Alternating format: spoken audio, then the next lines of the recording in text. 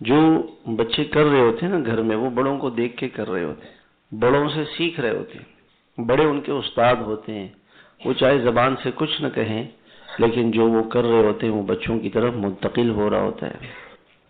حضور صلی اللہ علیہ وسلم کے زمانے میں ایک عورت تھی، وہ اپنے بچے کو بلا رہی تھی اور ایسا ہاتھ ایسے کیا ہوا تھا کہ آؤ تمہیں میں کچھ دے دوں گی۔ تو وہ بچہ آیا تو آپ نے اس عورت سے فرمایا کہ تمہارے ہاتھ میں کچھ ہے؟ کہاں؟ ایک کھجور ہے، میں کھجور دوں گی اس کو۔ تو آپ نے فرمایا کہ اگر تم اپنے بچے کو بلاتی اور تمہارے ہاتھ میں کچھ نہ ہوتا تو یہ جھوٹ ہو جاتا، یہ دھوکہ ہو جاتا، اور دھوکہ دینا، جھوٹ بولنا بچوں کے سامنے بھی برا ہے، جھوٹ برا ہے، دھوکہ بری چیز ہے، چاہے بچوں کے ساتھ ہو چاہے کسی اور کے ساتھ۔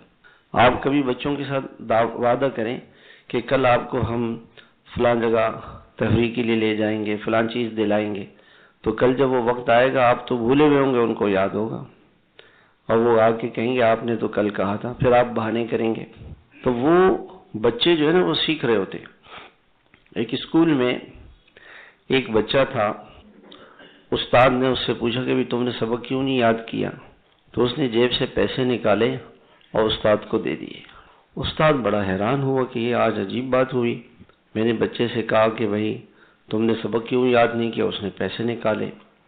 تو اس اسکول میں ایک ڈاکٹر تھا جو نفسیات کا ماہر تھا، اس نے اس ڈاکٹر کے پاس بچے کو بھیجا۔ بچے سے استاد نے ہسٹری شروع کی، کل کیا ہوا تھا کہ جی کل ہم ابا جی کے ساتھ اور امی کے ساتھ گاڑی میں تفریح کے لیے گئے۔ کہ کہاں گئے، کیا ہوا؟